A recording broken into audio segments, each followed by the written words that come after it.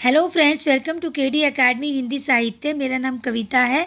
मैं MA, BEd, CTET और UGC NT NET qualified हूँ। फ्रेंड्स, अगर अभी तक आपने चैनल को सब्सक्राइब नहीं किया है तो चैनल को सब्सक्राइब जरूर कर लीजिए, बेल आइकन को प्रेस कीजिए जिससे आने वाले वीडियो का नोटिफिकेशन आपको मिल जाए, और लाइक कीजिए, शेयर कीजिए। फ्रेंड्स, अगर आपने अभी तक इससे पहले के 2 मॉडल पेपर नहीं देखे हो तो जाके ज़रूर देखिए। आज ये तीसरा मॉडल पेपर है। और फ्रेंड्स, आपका इस चैनल पर जुड़ने के लिए बहुत बहुत धन्यवाद। चलिए शुरू करते हैं फ्रेंड्स। इसमें पहला क्वेश्चन है फ्रेंड्स, मैं डायरेक्ट आंसर बताऊंगी आपको क्वेश्चन पढ़ने के बाद, ताकि जल्दी से वीडियो कंप्लीट हो जाए और आप इसको अच्छे से तैयारी कर पाएँ। ओके फ्रेंड्स, पहला क्वेश्चन अगर आपको फ्रेंड्स आता है तो उसका जवाब आप कमेंट्स में दे सकते हैं।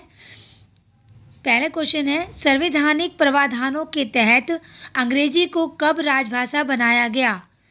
आपको बताना है संविधान के प्रावधानों के अनुसार अंग्रेजी को कब राजभाषा बनाया गया। तो इसका ऑप्शन है ऑप्शन ए। पहले का है ऑप्शन ए, 1965 ईस्वी में बनाया गया। दूसरा क्वेश्चन है, बघेली किसकी बोली है? तो ये आपको बताना है फ्रेंड्स, जितनी भी अपभ्रंश की भाषाएं हैं उसमें से बोलियां निकली हैं, तो ये किस भाषा से निकली है, तो आपको ये बताना है बघेली किसकी बोली है। ये पूर्वी हिंदी की बोली है। ऑप्शन बी इसका आंसर है। तीसरा क्वेश्चन है, अवधि का मिश्रित रूप कहाँ मिलता है? अवधि का मिश्रित रूप कहाँ मिलता है फ्रेंड्स? तो इसका ऑप्शन है ऑप्शन बी, बहराइच में। ओके फ्रेंड्स, क्वेश्चन फोर्थ है फ्रेंड्स, हिंदुस्तानी अकादमी प्रयाग की स्थापना कब हुई थी? हिंदुस्तानी अकादमी प्रयाग की स्थापना कब हुई थी फ्रेंड्स? सोचिए और बताइए। फोर्थ का है ऑप्शन ए, 1927 ईस्वी में। पांचवा क्वेश्चन है, हिंदी राजभाषा होगी ये निर्णय कब लिया गया? अभी अंग्रेजी का बताया था कि राजभाषा कब बनाया गया, और ये पूछा है हिंदी राजभाषा होगी ये निर्णय पूछा गया कब लिया गया था। तो इसका ऑप्शन डी, 14 सितंबर 1949 को। ओके फ्रेंड्स, और इसी वजह से 14 सितंबर को हिंदी दिवस मनाया जाता है। छठा क्वेश्चन है, बोधगान दोहा का संपादन किया गया कब किया गया? बोधगान दोहा का संपादन छठे क्वेश्चन का ए, 1917 ईस्वी में। सातवां क्वेश्चन है, सरावाकाचार में दोहों की संख्या है कितनी है? दोहों की संख्या 250। Option A. आठवां क्वेश्चन है, सिद्धों और नाथों की संख्या क्रमश मानी जाती है। सिद्ध तो फ्रेंड्स आपको पता ही है, 84 है। शायद नाथ भी आपको पता ही हो। तो इसका ऑप्शन होगा option C. Sorry friends, option C नहीं, ऑप्शन बी, 84 और 9। ओके फ्रेंड्स, तो गया आपसे, गोरख जगायो जोग भक्ति भगायो लोग किसकी पंक्ति है फ्रेंड्स? इसीलिए मैं कहती हूँ, अगर आपने अभी तक रामचंद्र शुक्ल का हिंदी साहित्य का इतिहास जो मैं पढ़ा चुकी हूँ उसकी वीडियो नहीं देखी हैं तो जाके ज़रूर देखिए, वो आपके बहुत काम आएंगे। उसमें जितनी पंक्तियाँ पूछी गई है उसमें आपको बताया गया है कि किसने वो पंक्ति कही है। तो आप जैसे देख लीजिए, जैसे ये पूछा है, गोरख जगायो जोग भक्ति भगाए लोग, ये मैंने भक्ति काल में कराई थी, ये तुलसीदास की है। इसका ऑप्शन बी है। 10वां क्वेश्चन है, हिंदी के प्रथम कवि के रूप में माने जाते हैं कौन माने जाते हैं फ्रेंड्स? तो इसका ऑप्शन ए, सरहप्पा माने जाते हैं हिंदी के प्रथम कवि। 11वां क्वेश्चन है, साखी किसकी रचना है? आपको बताना है साखी किसकी रचना है। तो साखी कबीर की रचना है। साखी शब्द रामायणी जो है कबीर की है। ओके फ्रेंड्स, 12वां क्वेश्चन है, धर्मदास किसके शिष्य थे? तो आपको बताना है धर्मदास किसके शिष्य थे। तो इसका ऑप्शन होगा ऑप्शन ए, कबीर के शिष्य थे। 13वां क्वेश्चन है, गुरु नानक किस शाखा के कवि थे? फ्रेंड्स, आपको इतना तो मैं आपको भक्ति काल में बता ही चुकी हूँ। अगर आपने भक्ति काल का वीडियो नहीं देखा है तो जाके ज़रूर देखिए। उसमें बताया गया है कि कितनी शाखाएं हैं इसकी, ज्ञान मार्गी शाखा और प्रेम मार्गी शाखा। तो ज्ञान मार्गी शाखा में जो है संत कवि आते हैं, और गुरु नानक जो थे एक संत कवि थे।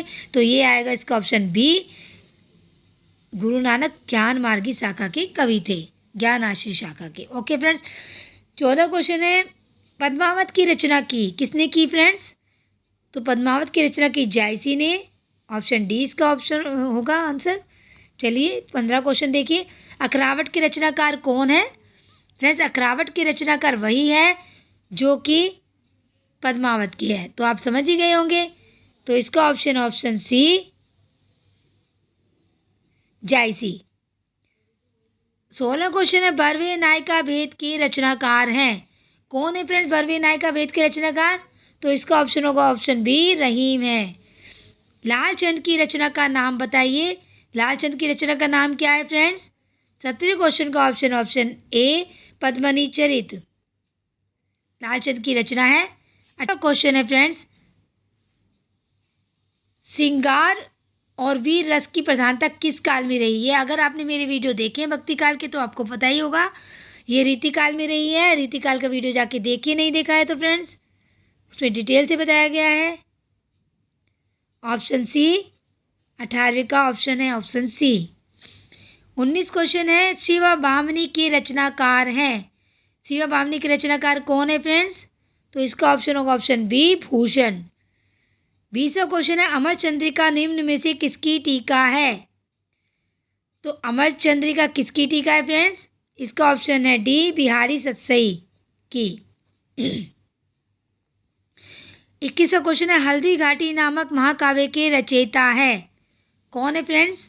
हल्दी घाटी मैं आपको बता चुकी हूँ, ये जैसे जैसे कवि आए थे बीच में मैंने आपको अंडरलाइन भी कराई थी इनकी रचनाएं। अगर आपने हिंदी साहित्य के इतिहास में वीडियो नहीं देखे हैं उसमें जाके देखिए, नंबर वाइज आपको पता चल जाएगा।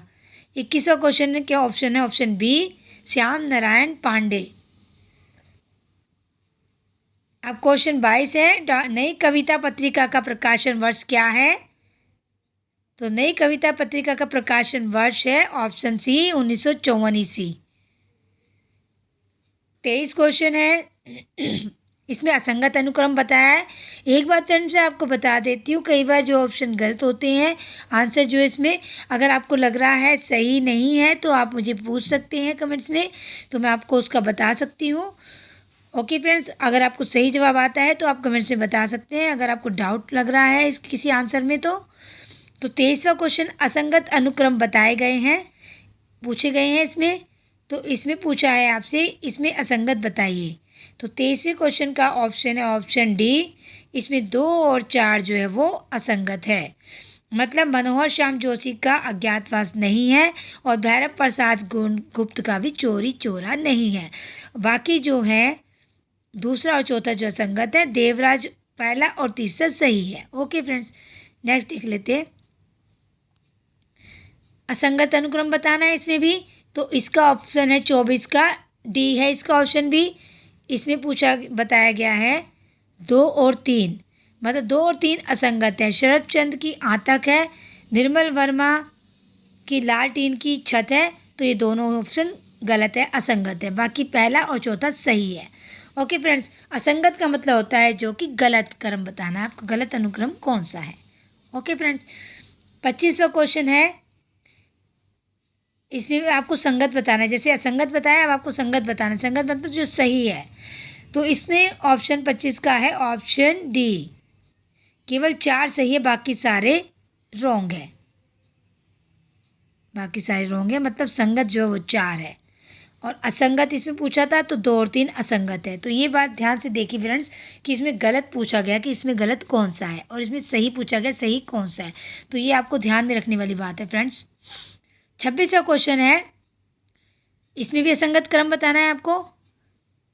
इसका ऑप्शन है फ्रेंड 26 का बी, 2 और 3 इसमें गलत बताए गए हैं।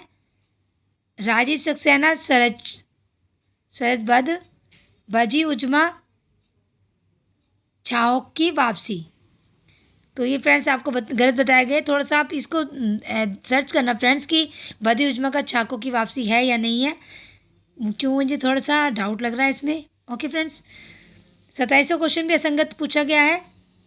इसमें आपको बताना है, इसका ऑप्शन बताइए। तो इसका ऑप्शन है सी, इसमें पहला और तीसरा असंगत है।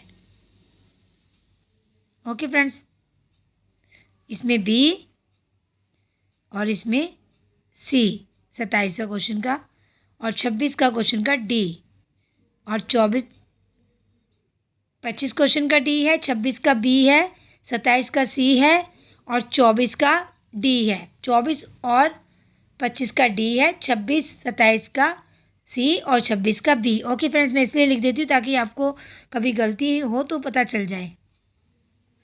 2800 क्वेश्चन सम्मिलित करना है आपको। कौन सा किससे मिलता है, मैं इसको जूम कर देती हूँ थोड़ा सा, अगर नज़र नहीं आए तो। इसमें बुक्स दी हुई है फ्रेंड्स, मैंने आपको बताई हुई है बुक्स। अगर आपने नहीं देखे वीडियो तो जाके लाइन वाइज देख के पता चल जाएगा। 2800 क्वेश्चन है इसमें। इसका ऑप्शन है ए। इसका ऑप्शन क्या है फ्रेंड्स, ए। तो लॉन्जाइनस की बुक है पेरिप्सुस, अरस्तु की है इयोन, प्लेटो की है पेरिप्सुस। सॉरी फ्रेंड्स, थोड़ा सा मिस्टेक हो गया ये। लॉन्जाइनस की बुक जो है वो पेरिप्सुस है, और अरस्तु की है जो पेरिपोएटिक्स है। प्लेटो की है इयोन, कैनेथ बर्क की है a grammar of poetics. Okay friends, first का 4 है और सी का 3rd और 4th का 2nd। ये थोड़ा सा फ्रेंड्स ध्यान से करा करो क्योंकि इसमें थोड़ी सी मिस्टेक हो जाती है आते हुए भी। चलिए अब नेक्स्ट क्वेश्चन ले लेते हैं हम। ये क्वेश्चन है 29 क्वेश्चन। इसे थोड़ा जूम कर देती हूँ। और मैं फ्रेंड्स, अगर आप, ये थोड़ा सा मिस प्रिंट है, अगर आपको समझ में ना आए तो मैं बोल तो रही हूँ फ्रेंड्स, आप उसमें समझ लीजिएगा। तो इसका है ऑप्शन ए है। इसका 29 क्वेश्चन का ऑप्शन ए है।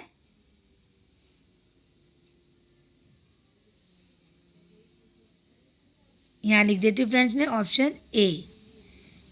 तो फर्स्ट में इसमें दिया गया प्लेटो का जो है, 2nd है रिपब्लिक बुक है इसकी।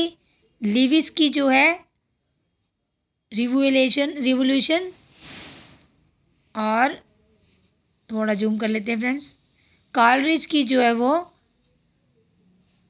द फ्रेंड,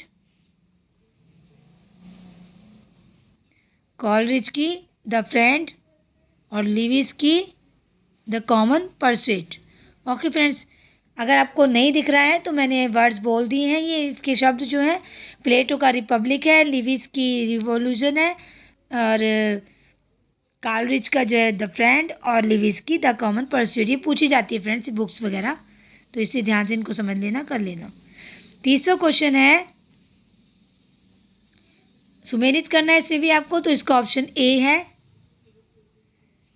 प्लेटो का है फेदरस, रॉल्फ फॉक्स का है novel and the people, Coleridge का है एड्स टू रिफ्लेक्शन, और इलियट का है, इसमें ऑप्शन 5 दे रखा है फ्रेंड्स। 5 तो इसमें है ही नहीं, पता नहीं क्या गलती करते हैं। 5 को समझ लीजिए अब यही होगा, 3rd ही।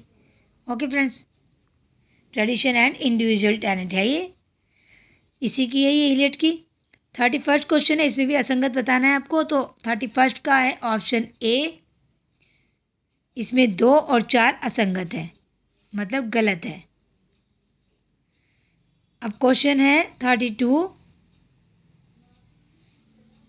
इसमें पूछा है आपसे, इसमें भी असंगत क्रम पूछा है। तो इसका ऑप्शन है बी, इसका ए, इसका बी। 32 का ऑप्शन बी है। इसमें बी में क्या दिया है, 2 और 4 गलत है। एलन टेंट की ये नहीं है पुस्तक, और कैनेथ बर्ग की भी ये नहीं है। बाकी 2 जो हैं वो हैं, सही है। 33 का क्रम अनुसार पूछा गया, आरोही क्रम में ये किताबें पूछी गई जो रचनाएं हैं। तो 33 का ऑप्शन बी, ऑप्शन प्रिय प्रवास, साकेत, कमायनी, लोकायतन। ओके फ्रेंड्स, सबसे पहले प्रिय प्रवास आएगी। नेक्स्ट ले लेते हैं। अब 34 क्वेश्चन है, इसमें भी पूछा गया, सही क्रम अनुसार पूछा गया है आपसे। ये पहले दिया गया, सबसे पहले क्या आएगा, ये अगर आपको आता है तो आप कौन सा जवाब दे दीजिए। मुझे लगता है ये आपको आता ही होगा। तो इसका है ऑप्शन सी, सबसे पहले छायावाद, प्रयोगवाद, प्रगतिवाद, फिर नवगीत। ओके फ्रेंड्स, अब 35 क्वेश्चन है, उसमें भी आरोही क्रम पूछा है। आरोही का मतलब फ्रेंड्स है कि पहले छोटा फिर बड़ा, मतलब पहले कौन सा है बाद में कौन सा आएगा। तो 35 का है ऑप्शन डी। ये मैंने आपको एक ट्रिक बताई थी फ्रेंड्स। इसका पहला लेटर ले लीजिए, जैसे भामा का भा, डंडी का धा, कुंतक का क, इस तरह से ले सकते हैं आप। बाद वाम से हो सकता है इसे, लेकिन कुंतक और विश्वनाथ दे दीजिए। विश्वनाथ वैसे लास्ट के हैं, ये आप ध्यान रखिए। भामा डंडी, इसका मैं आपको फ्रेंड्स जब मैं साहित्य शास्त्र कंप्लीट कर लूँगी तो मैं आपको इनके जन्म के अनुसार दूंगी, सारा डिटेल में आपको PDF दे दूंगी। भामा डंडी कुंतक विश्वनाथ। 36 क्वेश्चन उपन्यासों के रचना काल के आरोही क्रम बताने हैं कि पहले कौन सा आएगा। तो 36 का है ऑप्शन बी, चित्रलेखा पहले आएगा। चित्रलेखा सुनीता दादी। 37 क्वेश्चन का ऑप्शन डी है। इसमें पत्रिकाओं का पूछा गया, प्रकाशन के अनुसार पूछा गया फ्रेंड्स, रचना के अनुसार नहीं। ये प्रकाशन कब हुआ है इनका? सरस्वती, इंदु, माधुरी, हंस। ओके फ्रेंड्स, सबसे पहले सरस्वती आएगी। कवियों को उनके जीवन काल के आरोही क्रम बताना है कि कौन सा कवि पहले है, किसका जन्म पहले हुआ है, किसका बाद में हुआ है। तो 38 का ऑप्शन बी है, सबसे पहले कबीर है, फिर रैदास, फिर नानक, फिर सुंदरदास। अब प्रेमचंद के उपन्यास पूछे हैं। 39 का है ऑप्शन सी, 39 का ऑप्शन सी। कायाकल्प, निर्मला, गबन को कर्म भूमि। मैं आपको बता ही चुकी हूँ फ्रेंड्स, प्रेमचंद के उपन्यास अच्छे से कर लेना। 40 क्वेश्चन है, सुमेलित करना है आपको। ये मैं वाद कराऊंगी आपको सारे के सारे, ये 4 वाद हैं, ये बहुत बहुत ज़्यादा इंपॉर्टेंट है, आप इसमें भी समझ लीजिए। 40 क्वेश्चन का है ऑप्शन ए, उत्पत्तिवाद जो है वो भट्ट लोलट का है, उत्पत्तिवाद। अनुमितिवाद जो है वो भट्ट नायक का है। सॉरी फ्रेंड्स, अनुमितिवाद जो है वो भट्ट नायक का नहीं है, भुक्तिवाद है। इसमें गलत दिया हुआ है, ऑप्शन गलत है इसमें मुझे लगता है। उत्पत्तिवाद जो है वो भट्ट लोलट का है, सही दिया है फ्रेंड्स, मुझे देखने में गलती हुई थी। उत्पत्तिवाद का भट्ट लोलट है और अनुमितिवाद का जो है वो भट्ट नायक लिखा है, फिर भी रॉन्ग लग रहा है फ्रेंड्स। भुक्तिवाद का जो है वो आचार्य शंकुक, नहीं फ्रेंड्स ये गलत है। उत्पत्तिवाद का भट्ट लोलट है, अनुमितिवाद का जो है वो मैं सारा आपको चेक करके बताऊंगी। ये अभिव्यक्तिवाद जो है वो अभिनव गुप्त का है और भुक्तिवाद जो है वो भट्ट नायक का है, अनुमितिवाद शंकुक का होगा, और मैं बाद में आपको बता दूंगी नेक्स्ट वीडियो में। ओके फ्रेंड्स, तो इसमें गलत दिया है ऑप्शन। तो सबसे पहले उत्पत्तिवाद जो है वो भट्ट लोलट, ये बहुत इंपॉर्टेंट है, भट्ट लोलट। अनुमितिवाद शंकुक और भुक्तिवाद जो है वो भट्ट नायक और अभिव्यक्तिवाद अभिनव गुप्त, इसलिए मुझे याद है अभी तक। 41 क्वेश्चन का है ऑप्शन बी, इसमें है अद्भुत रस विस्मय। करुण रस किससे होता है? शोक का होता है। ये रस सारे पढ़ लेना फ्रेंड्स, मैं भी पढ़ाऊंगी वैसे आपको। शांत रस निर्वेद, विभस रस जो है वो जुगुप्सा। नेक्स्ट ले लेते हैं फ्रेंड्स। अब ये आपको दिया गया है फ्रेंड्स, ये पैराग्राफ दिया हुआ है 42 क्वेश्चन से लेके आपको, ये एक पैराग्राफ है, ये आपको पढ़ के बताना होगा। आप पैराग्राफ पढ़ लेना खुद, मैं आपको डायरेक्ट बता देती हूँ क्वेश्चन। पैराग्राफ का अलग है फ्रेंड्स, पहले ये आपको तर्क वाले दिए हैं, जैसे मैं पहले आपको क्वेश्चन करा चुकी हूँ। 42 क्वेश्चन जो है वो उसमें तर्क दिया है, ए और आर, ये आपको 4 ऑप्शन दिए हैं, आपको बताना है। जैसे पहला क्वेश्चन 42 क्वेश्चन पूछा है, रस सिद्धांत में साधारणीकरण जो है वो उसका विशेष महत्व है। इसका तर्क दिया है, साधारणीकरण के बिना रसानुभूति हो ही नहीं सकती। तो इसका 42 का ऑप्शन क्या है फ्रेंड्स? 42 का ऑप्शन है ए, मतलब ये दोनों के दोनों सही है। ओके फ्रेंड्स, अब 43 क्वेश्चन पूछा है, रस का मूल आधार स्थायी भाव है, क्योंकि स्थायी भाव ही विभावादि के संयोग से रस रूप में परिणत होता है। तो 43 का है ऑप्शन डी। डी में क्या दिया है कि दोनों के दोनों गलत है। ओके फ्रेंड्स, 43 का ऑप्शन है डी, ए और आर दोनों ही गलत है। 44 क्वेश्चन है, ए आर दोनों गलत। प्रगतिवाद कविता मार्क्सवाद से प्रेरित है, तो इसका आर तर्क दिया है, प्रगतिवादी कविता शोषण का विरोध करती है। तो इसका ऑप्शन बी। बी में क्या दिया है? ए सही और आर गलत। 45 क्वेश्चन है, हमारे जीवन हमारे जीवन व साहित्य के बीच के विच्छेद को भारतेंदु ने दूर किया, क्योंकि भारतेंदु जी ने कविता को रीतिकालीन परिवेश से पूर्णतः मुक्त करके नवीन विषयों का संचार किया। तो 45 का ऑप्शन क्या है फ्रेंड्स? बी में क्या दिया है कि ए और आर दोनों के दोनों गलत हैं। अब आप देखिए फ्रेंड्स, ये पैराग्राफ है कि आप इसको पढ़ लेना पॉज करके, और बाद में इसका आंसर क्वेश्चन पूछिए। इसमें से 46 क्वेश्चन से 50 क्वेश्चन तक नेक्स्ट पीडीएफ में है, देख लीजिए। गुरु नानक देव जी का जन्म कब हुआ? इसका ऑप्शन है ए। ये मैंने टिक किया हुआ है फ्रेंड्स, सब मैंने पढ़ाई की थी ये मॉडल पेपर से। तो 1469 से लेके 1538 ईस्वी में गुरु नानक का जन्म है। 47वां क्वेश्चन है, निम्नलिखित में से कौन सी रचना गुरु नानक की है? आपको बताना है। तो 47 का ऑप्शन ए है, आशा दीवार, जपूजी साहिब, ये दोनों जो है गुरु नानक जी की है। अब ये देखिए,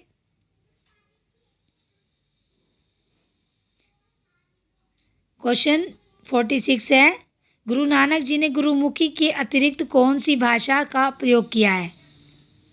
तो इसका ऑप्शन है फ्रेंड्स, ब्रज भाषा का किया है, ऑप्शन बी। अब 49वां क्वेश्चन क्या है, गुरु नानक जी का जन्म कहाँ हुआ? ये तो आपको सबको आता ही होगा, ननकाना साहिब, ये देख लीजिए, ननकाना साहिब।